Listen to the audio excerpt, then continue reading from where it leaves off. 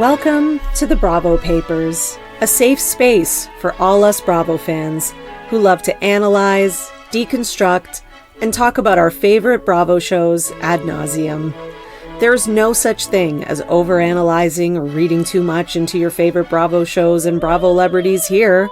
So join me, Bravo and Botox, as I find the depth amongst the shallow.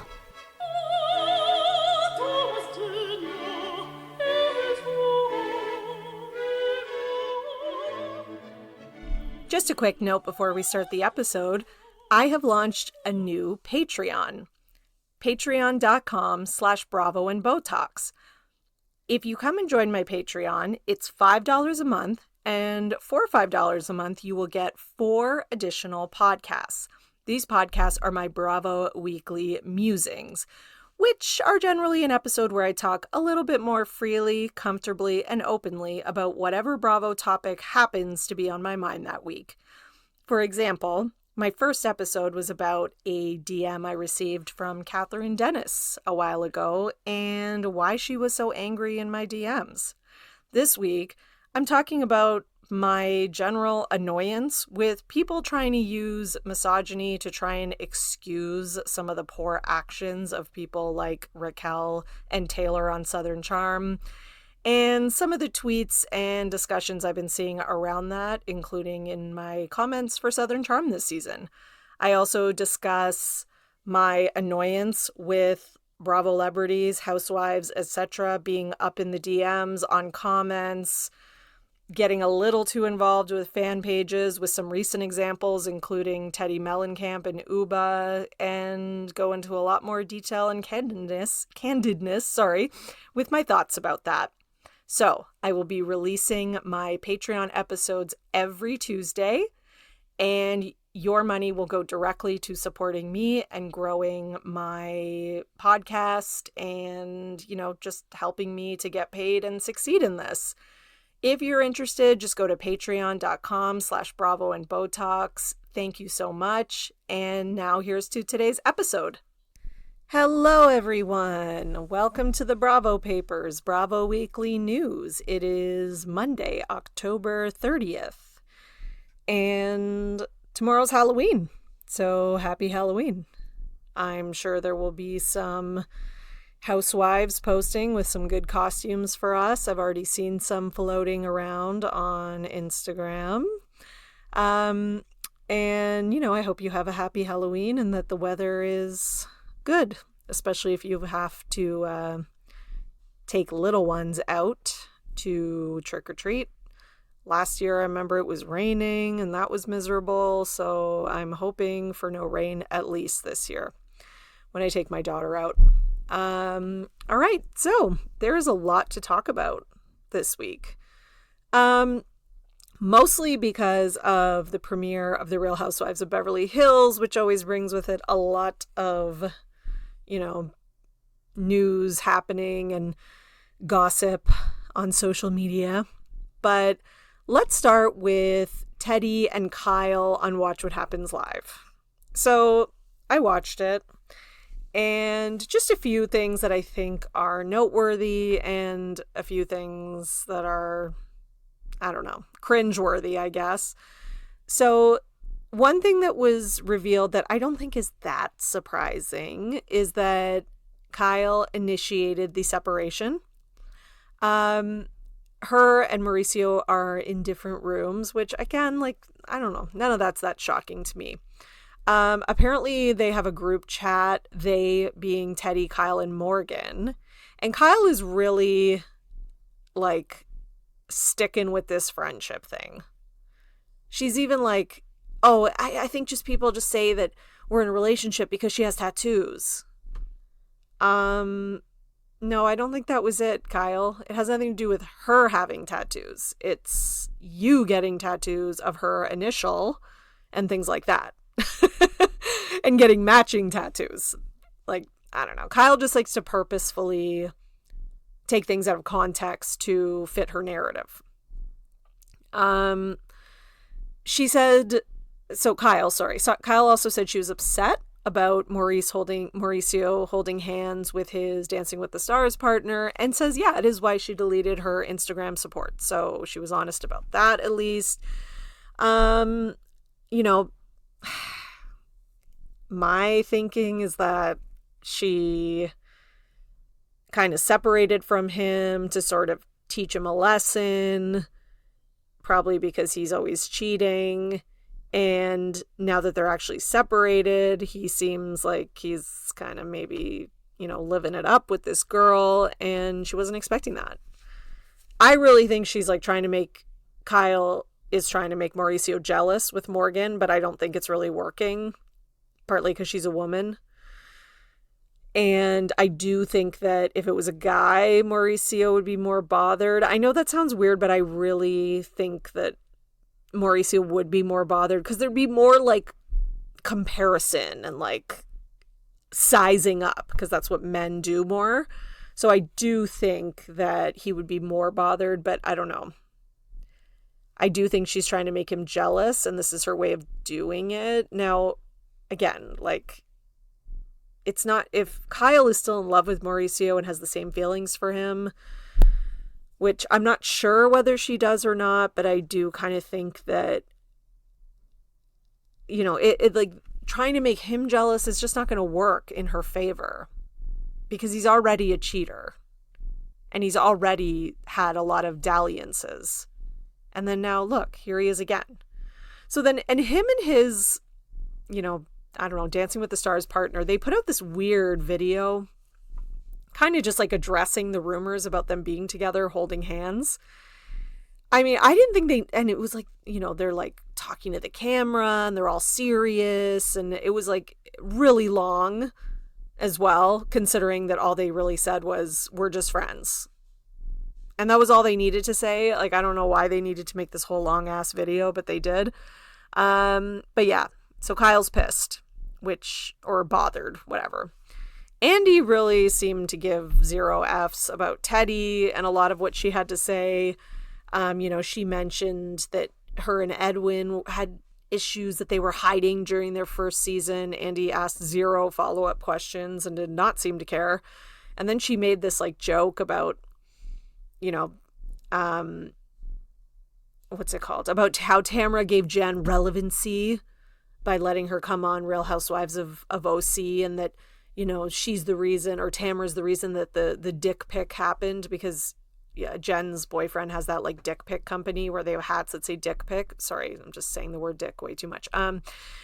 And Teddy's like, what did you do with your hat, Andy? And Andy's like, what? Like, he just seems so confused. And then he's like, it's in the control room. Like, it was just the most cringe moment. I honestly suggest that you go watch it just so you can experience the cringe too. Teddi was just trying so hard to do reads, like, wiping her hands when she was talking about how Meredith takes a lot of baths to keep her hands clean. It was just, Teddi reminds me, sorry, my voice went really high there. That's what Teddi does to me. Teddi reminds me sometimes of Kylie Jenner. I know everyone's going to be like, what the hell? Okay, not in their personalities, physicality at all, but in that they both look visibly uncomfortable in their own skin when you see them on camera. Like, as much as like Kylie looks like kind of a boss in a lot of her pictures and like really sexy and blah blah blah, when you actually like see her sometimes in like walking on a runway or I don't know, she just always has this look on her face like she's not comfortable or confident, and she gives off this like almost like body language or vibe of that. And Teddi has that too, for very different reasons.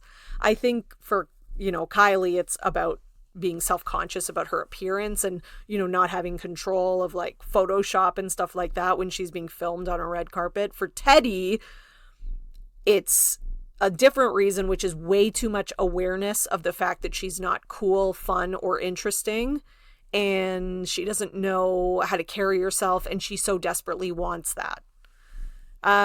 So that's why I say they are both visibly uncomfortable in their own skin. Teddi also said that she thought they did like one of those polls, and Teddi's like, I think LVP is never going to return to the show. which is ironic because I think LVP has a way bigger chance of returning than Teddi ever will. I can see LVP maybe returning. I can never see Teddi returning. Teddi acts like LVP's not still employed by Bravo. And like LVP last season did not have the highest rated show on Bravo, because she did. And a lot of people are like, LVP's not even really on Vanderpump Rules. She's barely there. She's an executive producer, and whether she has a large quote unquote role in screen time, she's making the money. She also said she does not agree that the bunny is the most iconic Beverly Hills moment. I mean, get the hell out. Like, Teddi, you're just showing how dumb you are. How can you say that the bunny is not the, whatever. Okay. And reunion moment, not Beverly Hills total because some of you might be like, no, there's more iconic show moments. I agree. But I think that's one of the most iconic reunion moments ever of all Housewives. Maybe not number one, but it's in the top 5, and it's certainly number 1 for Beverly Hills.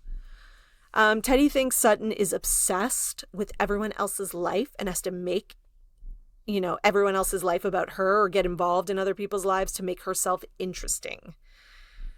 My reply to that is, I think Teddi is getting Sutton confused with herself, because that's what she does on her podcast every single week, is give her opinions and get involved in all the other housewives and their lives. So there's that. So, on the show too, Andy asked about Alison Dubois and how everyone was like tweeting that, Alison was right and blah, blah, blah, when she said he'll never emotionally fulfill you. So Andy, of course, asked about that because he's messy. And okay, so Kyle said, hang on, I'm going to find it because I saved it. So Kyle said on the show basically like, no, but she wasn't really right technically because, she didn't realize I was already divorced from my first husband and this was my second one and we're not divorced technically. And she said I'd get divorced, like all this stuff. And I'm like, Kyle, she never said you'd get divorced. She just said he'll never emotionally fulfill you and that you'll drift apart when the kids grow up. That's exactly what's happening. So Alison did have something to say on the Instagram. So I'm going to read it. She says, okay, oh, Kyle, you look so bothered by the mention of my name tonight and dinner party from hell prediction on Watch What Happens Live. I had to watch it for homework for David Yontif's podcast Behind the Velvet Rope interview since I don't watch Housewives and they have a new season. Imagine my surprise when I was mentioned on Andy's show. Kyle, stop misquoting me. I said he'll never emotionally fulfill you, and when your kids are older, you'll have nothing in common. You'll stay with him and he'll take care of you. I never use the word divorce. I don't care either way, but I never mention that. Be accurate. Good luck. It's your life. Just live it. Since Kyle mentioned this on national TV, I had to set the record straight. I mean, she's annoying too. Like, the whole preamble about how she doesn't care and she doesn't watch Housewives is such bullshit. It's clear that you do because you're trying so hard to prove that you don't. So that's one thing. And then the whole, like, since Kyle mentioned it, I have to respond. No, you don't have to do anything. So she's kind of annoying too, in that she's like trying to be like holier than thou, or like, oh, I'm above this show, when she's not above the show at all. However, she is correct that Kyle misquoted her 100%. I think Kyle just can't give Alison a win, because Kyle's going to hate that woman for the rest of her life, which, I mean, that woman embarrassed her and she was proven right. So that's got to hurt a little. So Rinna put up some posts too on her Instagram stories, of course. Basically, somebody DM'd her and was like, you should be so glad that you're not on this show anymore and it's a saving grace or something like that. And Rinna screenshotted it and posted it on her stories. Basically saying she's happy she's not on the show, which that post tells me that she's not happy that she's not on the show and that she wishes she was. Sorry. The premiere was good. It was very good. I thought it was a great episode. There's people out there that are like, Beverly Hills sucks. It gets way too much ratings, or why does it get so much attention? It's not even that good. And no, it's good. It was bad for a little while. I get that. Seasons 8, 9, maybe even 10. I'm trying to remember the numbers. Those seasons were terrible, fully. But all the seasons since Erica's scam hit the press have been amazing. I'm sorry, they just have. It's been a really good show. So the ratings for the first episode, were like over 1 million for live ratings. The first episode was great. I think it set up a lot for the season to come. And the stuff about Dorit and PK and their issues is just something that, I think a lot of people weren't expecting to be such a big part of the season. I think a lot of people weren't even expecting Kyle and Mauricio to be showing their issues so blatantly. So, I think the season's going to be good. So far, so good. So I could see Rinna being a little like, ooh, show still got good ratings, and, people are really talking about it and all that, even though she's not on. She was not missed. I'll say that for sure. I mean, meanwhile, there's so much other stuff going on. There's like Dorit and PK separation rumors hit, which is wild. I mean, in one way, it's like not surprising because of everything that's been going on. But then in another way, it's like it's still surprising because Dorit and PK have always been kind of one of those couples that just seemed good together. Whether you liked them as a couple or as individuals or not, they did seem good together. They seemed happy, and they kind of seemed to like be able to joke around and have fun with each other. So I don't know. It's tough, but apparently, so they deny it. They deny it to People Magazine. They're not getting separated. They're working on things. They're in a therapy, whatever. Fine. I don't believe it. I think we're going to get an official separation statement at some point in the next, like before the reunion for this season, the Beverly Hills reunion, either films or premieres. I think we'll get it. I think Dorit and PK want to announce it on their own timeline. I don't know. I can just sense it. I think it's coming. I also think that all the financial stuff, it's all involved. Finances are one of the main reasons that couples don't make it. So it's not like crazy to think that. And there's been another story just come out in the last couple days that PK owes almost $1 million to the IRS in California over unpaid taxes, and Dorit owes $90,000. She has paid off some. PK recently paid off $2.27 million to the Bellagio Casino in Vegas, but they still owe all this money on from tax liens. So, I mean, I really think I think Dorit went into the marriage basically thinking that PK was, financially well off, that he was going to take care of her, and that she'd be able to live a certain lifestyle and spend in certain ways. And I think he turned out to be more of a grifter than she expected.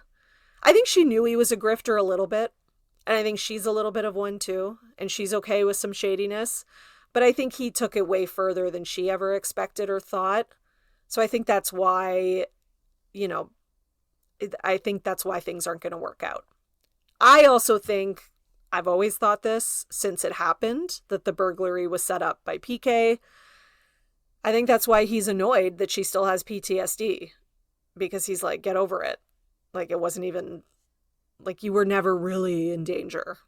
And I think that she is pissed. Like, I think even if she doesn't know he set it up, I think she knows deep down it has to do with his debts. And I mean, there's only so much that you can forgive someone after they have like literally put you through a seemingly life and death situation and traumatized you. Even if you do have kids and you do still love them on some level, like I could see that being the end of a couple.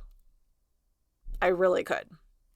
It's sad. I mean, I feel for their kids and stuff, but at the same time, I just think that PK's putting Dorit in some real danger, and maybe she needs to get away from that. Take control of her own finances, pay off the debt that she has, I guess. I don't know how much is going to be put on her back because of him, but I mean, it's not going to get better. So she almost might as well. Again, easier said than done. There's also like a blind item that's been floating around. I didn't want to give this like too much attention because it is just a blind item and it's not verified and it's not facts, but basically kind of implying that there's been a housewives couple who've been like having an affair. She's married, he's married. You know, he kind of promised he would leave his wife, but then he didn't, even though she started the process of leaving her husband. And a lot of people are saying it's Dorit and PK. And that the woman is pissed because now the guy has separated from his wife, but has also started another relationship. So I guess that would be Mauricio with the Dancing with the Stars girl. Again, I think this is just one of those blinds that's kind of based off of like the rumors that everyone's already speculating about. Because a lot of times, like, these rumors, this is what annoys me with these blinds. These rumors will all be flying around, everyone's talking about them, and then all of a sudden there's a blind like 3 weeks later. Like, I could just watch all the gossip out there and then make my own blinds too. And then if it turns out to be true, people are like, oh, the blinds were right, da-da-da. But it's like, were they, or were the initial gossip and rumors and speculations just happen to be right? Because sometimes they are, sometimes they're not. And that just makes the person who put the blinds out, look right. Like, don't get me, I'm not talking about like Dumois, but this is from Crazy Days and Nights, and I don't know. I take everything from them with a big grain of salt. Dumois too. I mean, it's not facts, right? Until we get it verified that it is. All right, so one other thing that like literally just came out like before I started recording today is that Mauricio Umansky has been reprimanded by a judge as he attempts to evade punishment over the sale of a $32 million mansion, which previously belonged to the son of a vicious African dictator. There's a headline for you. Basically, he was sued. Okay, so I remember this. In 2019, he was sued over the sale of a home after it was alleged that he and his business partner ignored offers from potential sellers, including a $40 million bid, in an effort to obtain the property for themselves, and later sold it for a massive $37 million profit.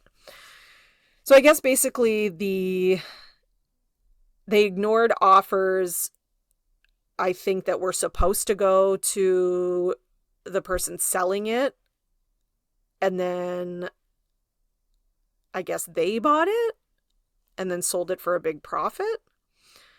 So, okay, so here's some more explanation. So prior to the sale, Mauricio had been contracted by the federal government to sell the seized home.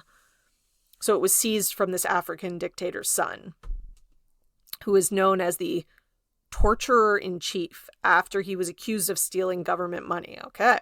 So house was seized by the government. Mauricio's put in charge of selling it. So I guess the son of the dictator after being prosecuted, agreed to sell the home and use $10 million of the profit to pay a Justice Department fine and donate the remaining funds to charitable organizations in his home country. After Mauricio came on as a realtor and allegedly failed to present all offers, I see. Radar Online revealed that the reality star was playing with fire as the dictator's son's father, so the dictator, is allegedly like a really bad guy and, you know, I guess maybe could possibly seek revenge on Mauricio. I mean, they have a quote about what he has done to some of his enemies. I don't even want to read it. It's really nasty. Okay, so basically, the dictator has ruled since 1979, has a much feared reputation. And according to the report, so basically the plaintiff has private text messages that they think kind of will show that Mauricio pulled a scam so that he could sell the house or that he could flip the house for a profit. And that Mauricio, I guess the seller thought that Mauricio was truly helping them as their agent. So apparently Mauricio attempted to have the case thrown out, stating that the statute of limitation to file the claim expired, but the plaintiffs insist that the text messages prove his guilt. Okay. So, yeah, it's not looking good. Mauricio told the judge that his text messages disappeared when he got a new phone. The co-plaintiff turned over the missing messages. In response, the judge said there would be hell to pay if they continue the gamesmanship. And given the fact that each party has now made representations to the court that the court has found to be misleading and potentially deliberately so, the parties might want to think a long time before bringing more discovery motions, the judge said. Rather, they ought to just obey the statutes regarding discovery and turn over the information as the law requires.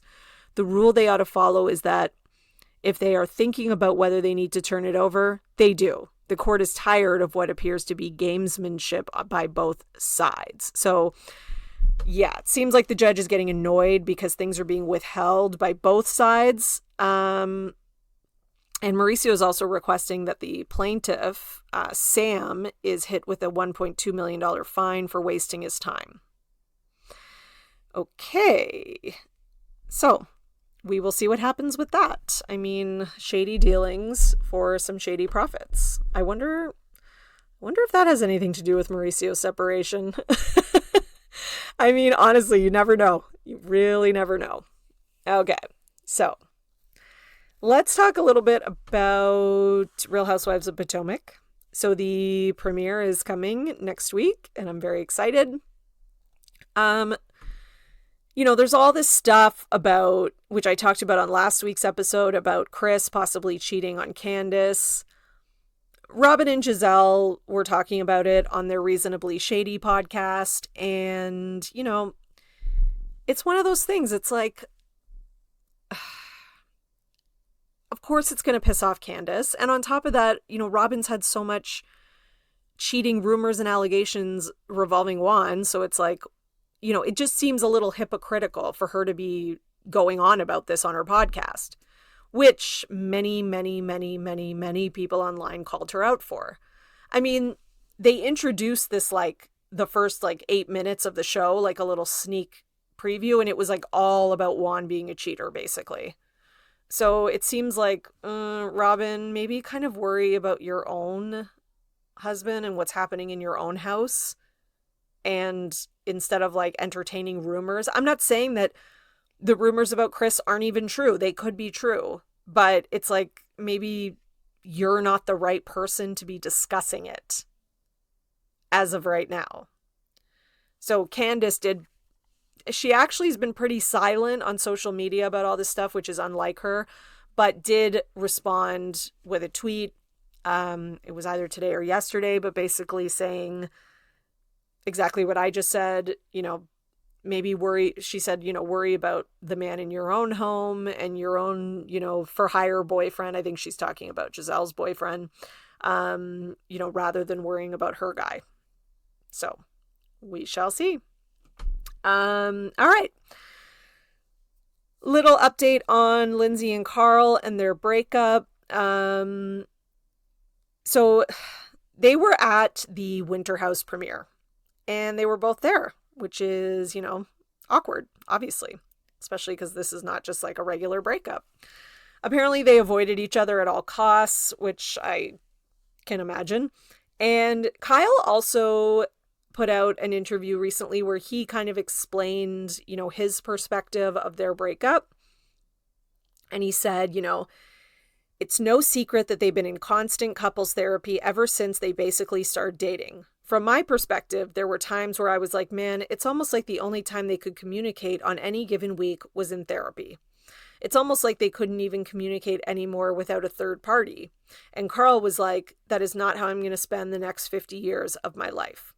I want to emphasize they're both hurting. This is a very unfortunate situation. I think Carl has tried very, very hard to be as respectful as possible. Yes, he's the one who called it off and he's giving her space.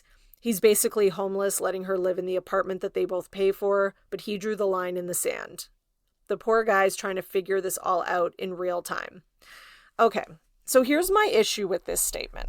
Is number one, it's coming from Carl's best friend who's, is going to have some bias, which that's okay. However, I do think that Kyle hasn't been like the biggest fan of Lindsay lately. And he's going to stick up for his, quote unquote bro. I also just feel like it's a little too, like the knowledge is almost too intimate. Like, I don't know. I feel like this was fed to Kyle by Carl. Like, I'm not saying it's all not true. Some of it could be true. I think some might be a little exaggerated. But I do think that Carl told Kyle to say a lot of this and put this statement out because Carl's getting a beating on social media. Like, people are really like, oh, I can't believe Carl dumped her on camera. I can't believe Carl's maybe cheated. There's rumors that Carl got a girl pregnant. Like, it's not going well for him. So I could see, okay, I'll get Kyle to put out this statement. People will listen to Kyle. And Kyle knows both of us. So people maybe won't think about his bias as much. But I am. But, I do think that Carl put him up to this. I just really do. Because I also don't think Kyle would comment on it this candidly without having run it by Carl first. And this statement, like this little interview, makes Carl look better. Because it makes it look like their relationship was shit. And Carl was the one who was brave and did the right thing. And again, that could be true too. That could be true. He also still could have blindsided her on camera. Those things can both be true. Like, I think the truth is probably somewhere in the middle. And I think it probably is best that they didn't get married. But I do think that, Lindsay still has a reason maybe to be pissed about how it was handled, which is fair. Okay. And the basically homeless thing is lame. I'm sorry. Like, let's not be dramatic, Kyle. Why can't he stay with you, Kyle? You've got a big apartment and then you've got friggin' your business where you bought, he bought out like a whole studio for Loverboy. I mean, whatever. I'm not saying it's his responsibility, but I think basically homeless is a little dramatic. Okay. So, what else did I have? Oh, yes. New Jersey. Oh, New Jersey. It's one of those ones. There's been a panel switch for BravoCon. So you will see when BravoCon happens that Danielle and Jackie have switched panels. So this is indicative of the fact that they've essentially switched sides in the divided friend group. So Danielle is now on like Melissa's side with Margaret and them. And Jackie has stopped being friends with Melissa and them and is now friends more with Teresa, Jen Aiden, etc. Now, Jen Fessler is on Melissa's side, but I don't think that really means anything. I think Jen Fessler is kind of neutral in the middle, and they just put her on Melissa's side so it would be more even, because otherwise it would look lopsided. I don't know. I really think that's why. Because Jen Fessler's been hanging out a lot with Jen Aiden, Teresa, and like all over social media. But she's also, I think, on good terms with the other side. So I think she's going to be kind of our like neutral. Maybe she's going to be like the voice of reason next season. I could see that. Another thing that happened is in regards to New Jersey is that Louis had a little bit of a win in a court case. So as you may have heard, and as many people know, his ex, the one who like was in a magazine for raising awareness for narcissistic abuse and who's allegedly a therapist. I say allegedly because I have some questions about that, but anyways, etc. has been, ever since he got on this show or he started dating Teresa, she's been in the press talking about him. Now, at first everyone listened and took kind of everything she said as Bible, including myself. But then as time went on, I think she started to get questioned a little bit more because she just wouldn't stop talking about it. And it seemed like she was a little too involved. Like, example, she started following Teresa's daughters and Teresa's family. which is a very weird thing. If you really say that your ex is like dangerous, abusive, why are you trying seemingly to get closer to him and the people who are close to him? Like, and this is like even after Teresa had married him. Like, the ship had sailed, they're married, they're adults, and she's still like following him. And I don't know. And there's just, I could go on, but there was a lot of other very weird things, including a DM that she sent me that was weird. And like, I don't know, for lack of a better term, it just made me feel like she's not mentally well. I've mentioned this before, but yeah, like, it really changed my full opinion on her and the whole situation. Just that DM. So I just need you to trust me on that. Anyways, so in court, so she's trying to file this restraining order against him, which everyone was like, a lot of people were like, yeah, see, he's a creep, he's a this, he's a blah. And I was like, this is so weird. It, like, to me, this news came out during the last season of New Jersey, and it just made no sense. Like, Louis is spending so much time with Teresa. He's in, like, every picture. They're constantly traveling, like, out of the country, like, just doing things all the time. And then people are like, oh, yeah, he's, you know, love bombing and all this stuff with Teresa so that he can, you know, keep her and get her money, but then he's also stalking his ex. Like, it just doesn't, I don't know. There's just something wasn't adding up to me. Like, I guess he could be doing both. He'd have to have a lot of time on his hands. I can't see him doing that and also putting the amount of time and dedication that he seemingly puts in, from what we can see on social media, to Teresa. I don't know. Something didn't add up. Like, it just didn't make any sense. And lo and behold, it doesn't add up. So basically what happened was the restraining order was thrown out. The judge threw it out, the restraining order so she just tried to file one. That doesn't mean that she got it. And she tried to file this restraining order and sort of, you know, claim that he was stalking her. However, the judge says that it's actually the opposite and that she's stalking him. And that there's like no reasonable grounds for this restraining order, that he hasn't done anything, he's, you know, not stalking her, etc. And that, you know, basically the judge called her a stalker and warned her to stay away from him. And the judge found that his ex, Reiser, was obsessed with him and continuously bothering him and his family. So, yeah. And the judge also said that her filing of a restraining order was nothing more than a publicity stunt. He added that, or Louis added that he's happy to put this behind him, and Louis relieved, according to page 6. So, I mean, it's one of those things. Like, I think it's good that we are listening to victims and believe women and all that kind of stuff. You know, I really, really think that has been a good change in the last few years, or however long it's been now. But, you know, at the same time, when something is not making sense, usually there's a reason for it. And it is important that, you know, we stop and that we critically think. And there was a few warning signs.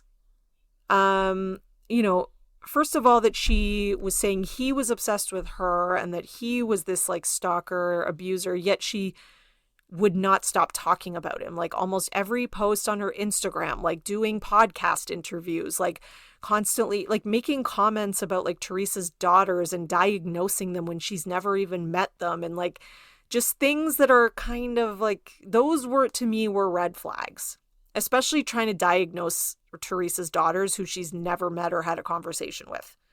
To me, those were huge red flags. So yeah, that's one of those things that, like, you know, keep an eye out for stuff like that, because not everything is always as it seems.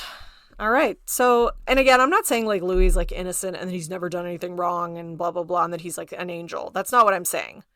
I'm just saying that there was something about this woman and this case. And I do think that the people who,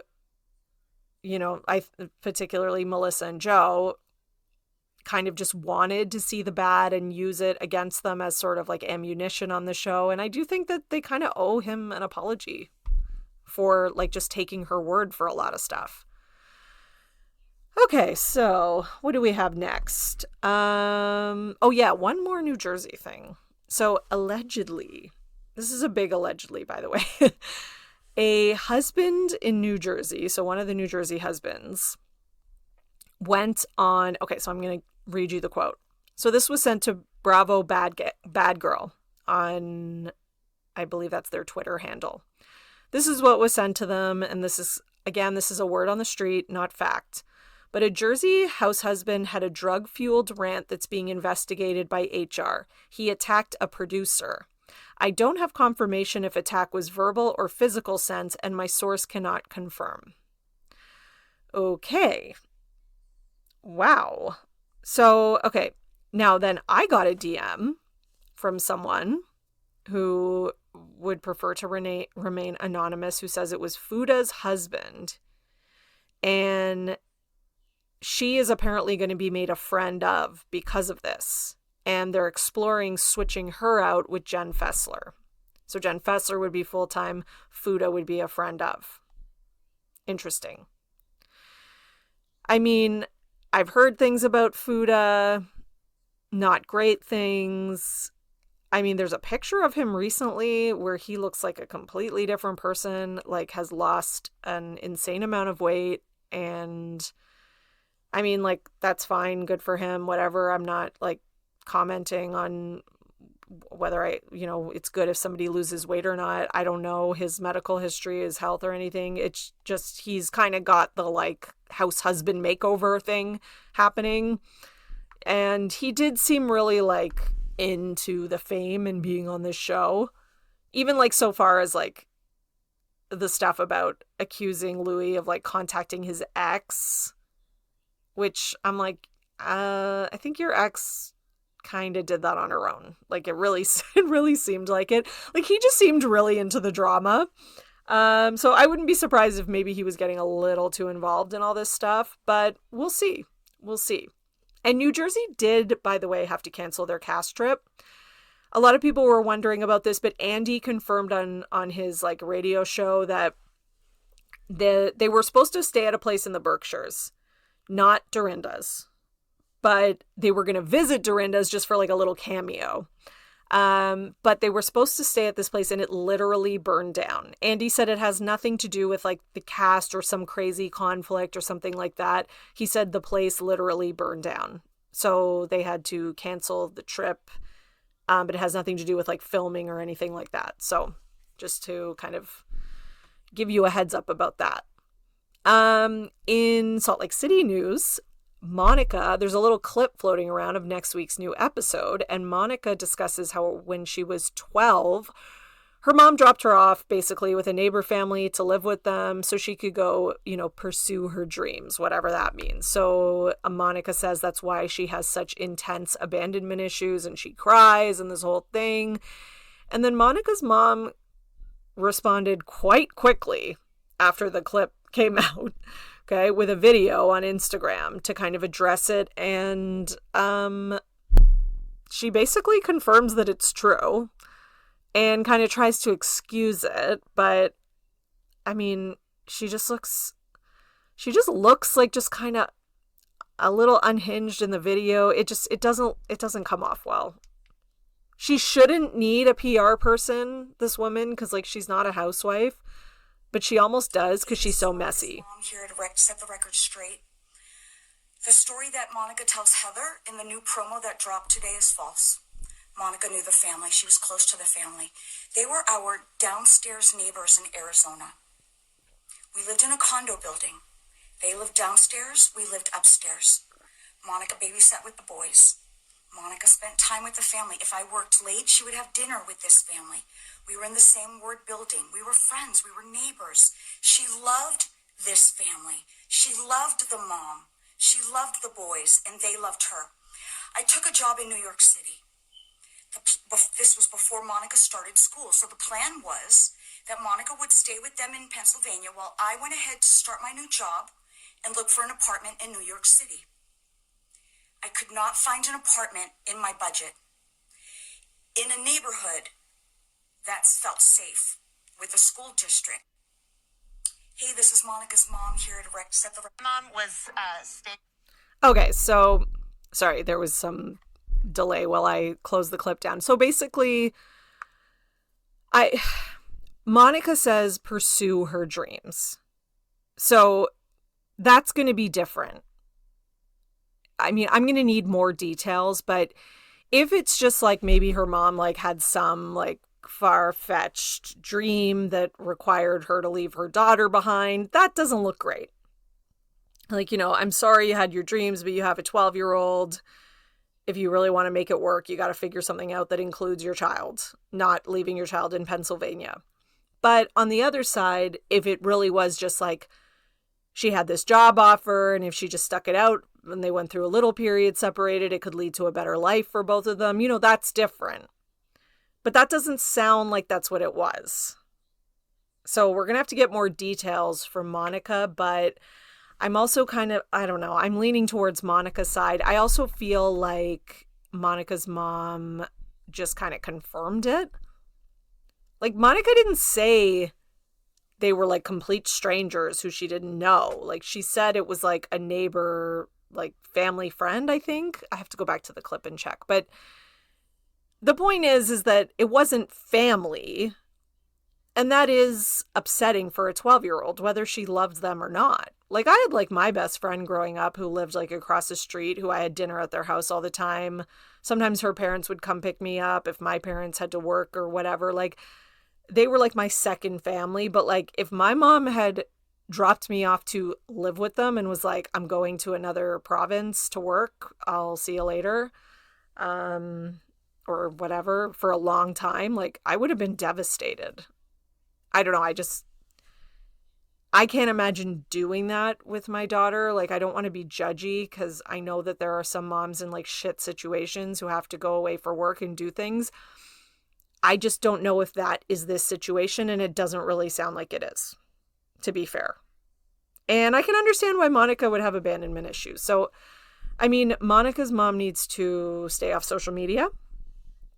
Like a lot of these newer housewives from Roni, not naming any names, needs to not reply to every comment and maybe stop tweeting. Okay. Shannon Beador was 3 times the legal limit, we have found out. So not good, Shannon. I don't really have a lot to say about that except really, really, really not good. Doesn't look good for her. I mean, apparently she's going to BravoCon. I don't know if that's the best idea. I feel like she should... The best PR move would be to go to an inpatient treatment for rehab to show the public that she's serious, or to at least just not go because you're maybe, you know, tell everyone I'm doing outpatient, I'm having therapy, it's not good for me. Like, BravoCon is a party, and, you know, people are going to be going to the hotels and drinking after, and there's partying associated, and people coming there drunk and what, like, it's just not a good idea. And it's in Vegas. Like, maybe that's not the best for someone dealing with a DUI right now. In the Roni world, I mean, Uba's been going off on social media. So if you're a Patreon subscriber, I did a whole thing today on Patreon about housewives in general, like getting a little too involved in social media, not knowing when to shut their mouths, you know, not being able to play it cool, being a little too sensitive to the fans. You know, I have a lot to say about that. So if you want more about that, join my Patreon. But, you know, Uba went off on Tamra Judge, basically saying like the problem is a lot of it is the editing, and blaming editing, blaming, you know, being gaslit, saying the women are like passive aggressive and they're not like kind of sharing their whole truths. She went in on Tamara because Tamara and Teddy were talking about it on their podcast, of course. And, you know, Tamara kind of responded and was like, yes, I know the editing, blah, blah, blah. Like, you know, did try to like backtrack a little bit. But then, you know, and I like Uba, so I'm not trying to like come down on her, but she was replying to like a lot of comments on social media. And I think she needs to just breathe and step it back a bit. Like, replying to every fan comment, it's not going to help you. It's not a good idea. And blaming the editing and production is also really not a good idea, especially if you want to stay on the show and maintain a good relationship with them. I also think, like, of course we're going to judge you by what we see on the show because that's all we see. We don't know you in real life. And she kind of went on about how, like, she didn't want to share her boyfriend. It's very private and, you know, not everyone wants attention on them all the time. And it's like, okay, you're on a reality show. Like, I don't think that privacy thing is going to work. So, I mean, it's like, she's like, my man didn't sign up for the show, da-da-da. And it's like, I don't know. That doesn't work. Like, a lot of people have done that. Like, my partner didn't sign up for this, blah, blah, blah. Like, that's why you gotta talk to your partner when you're doing this, or you do need to have someone who's okay with it. If you want to make this your life, it's just like if somebody's like, I don't want to marry a police officer or or someone who does shift work, because that's the kind of I don't want that kind of life schedule. You have to be cognizant of that. And the people who work those jobs need to find someone who's okay with it. Like, this is going to, and in a big way, consume your life and be a big part of it. That's why I just kind of think, like, in some ways, like, a lot of people go into these shows without a realistic expectation of what it is. And they also go in with sort of like this kind of ideal of like, oh, I can separate certain things, I can hide certain things, which you can do to a point, but it's always going to come back to bite you. And that's the truth. So I don't know.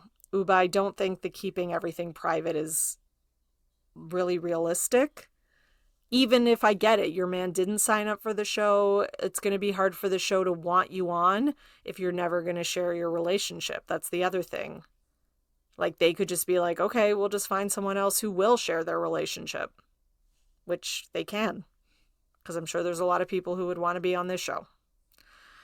All right, so that is all for today, and wish you all well and a wonderful Halloween.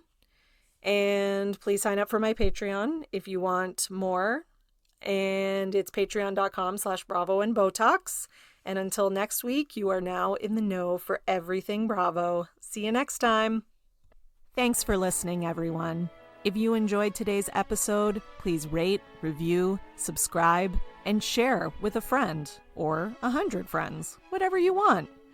You can follow me on Instagram at The Bravo Papers, or for my Twitter roundups, follow at Bravo and Botox.